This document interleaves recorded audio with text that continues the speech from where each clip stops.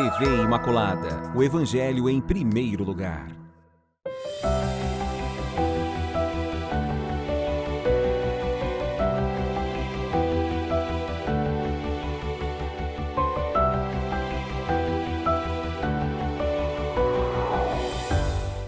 Louvado seja nosso Senhor Jesus Cristo, para sempre Ele seja louvado.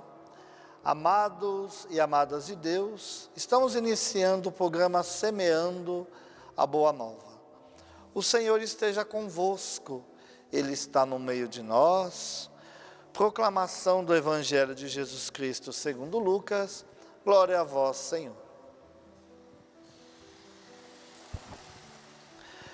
Naquele tempo, Jesus disse aos fariseus: havia um homem rico que se vestia com roupas finas e elegantes e fazia festas esplêndidas todos os dias.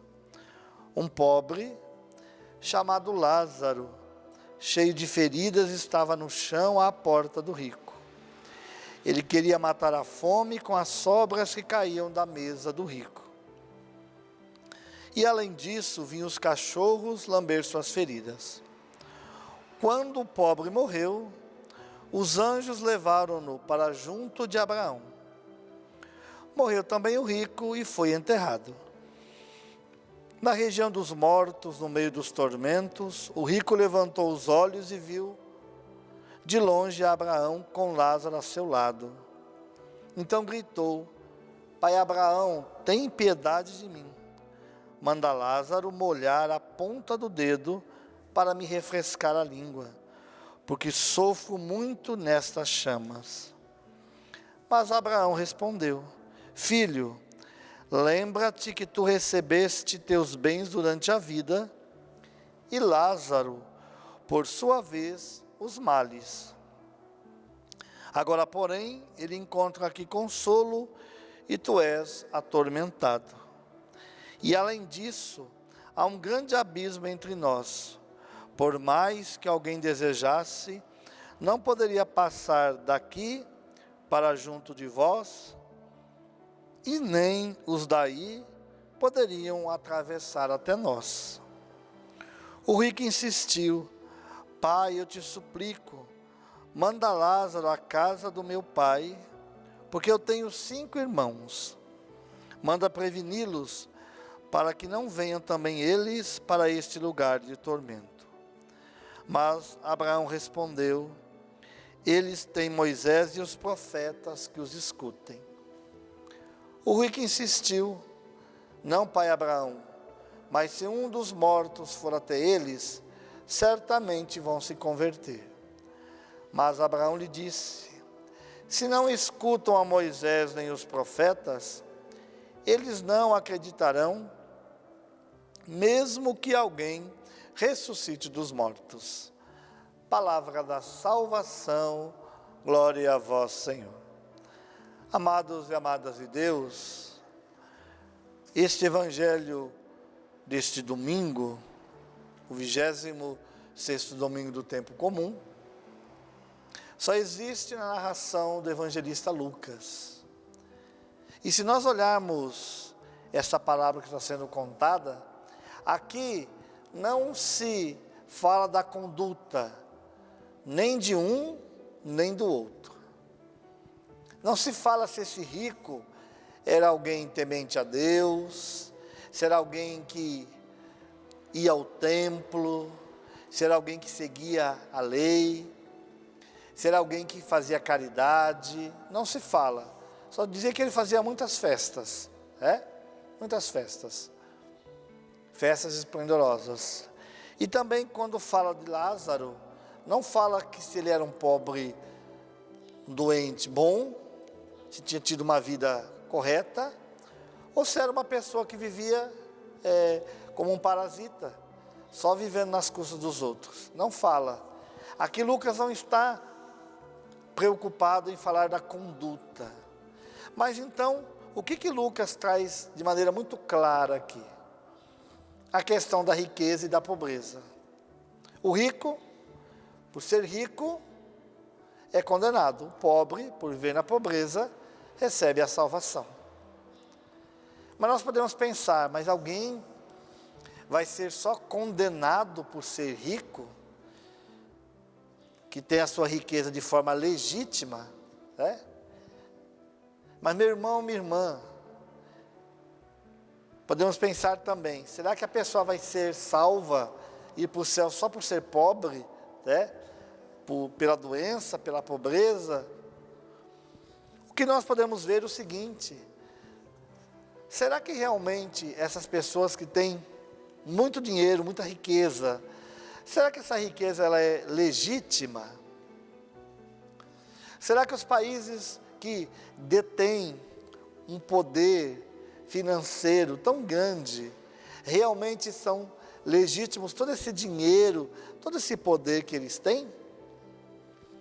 Ou nós podemos perceber que muitas vezes, em nome dessa legitimidade do poder, do dinheiro, das coisas, um grupo sofre, passa por essa situação de sofrimento, de angústia, de necessidade. Enquanto uns chegam a jogar milhares de toneladas de comida fora, outros morrem de fome. Então, meu irmão, minha irmã, será que realmente existe uma legitimidade nessa riqueza? Porque Deus criou todos para viverem de forma igualitária. Deus não criou a miséria não faz parte do desejo do coração de Deus, nunca. Deus nunca criou a miséria e nunca quer que as pessoas vivam na miséria. O que acontece é uma ganância muito grande. Então, quando Jesus propõe para nós essa parábola, é para dizer, olha, será que realmente eu estou vivendo, né, com um coração de pobre? Ou eu vivo acumulando as coisas, querendo ter mais, para nos lembrar, amados e amadas de Deus, a riqueza não nos torna melhores do que os outros. A riqueza precisa nos levar a ajudar aqueles que menos têm. Senão realmente essa riqueza pode nos condenar, nos levar para a perdição longe de Deus. Porque como eu tenho tudo, eu me torno insensível às necessidades do outro. Então Deus não condena a riqueza, claro que não. Mas sim que Deus condena essa insensibilidade com a necessidade do outro. De não sabermos partilhar as coisas que nós temos. Então nós percebemos que essa parábola, mesmo olhando essa radicalidade da riqueza e da pobreza, não está muito longe das nossas necessidades. É bem atual essa dimensão, porque nós percebemos que precisamos ser mais conscientes de que tudo que o Senhor colocou nessa terra é para que a gente pudesse partilhar. Meu irmão, minha irmã, nós vemos, infelizmente, uma grande parcela da sociedade, de nossos irmãos e irmãs, morrendo de fome. E nós sabemos que no mundo se produz tanto, que seria possível, com toda certeza, se houvesse um desejo, se houvesse realmente um querer de partilhar isso, e ninguém morreria de fome.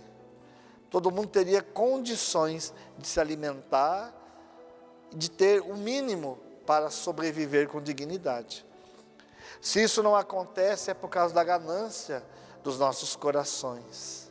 E aí nós vemos pessoas que passam necessidades, enquanto outros esbanjam de forma desenfreada os bens. É isso que Jesus está falando.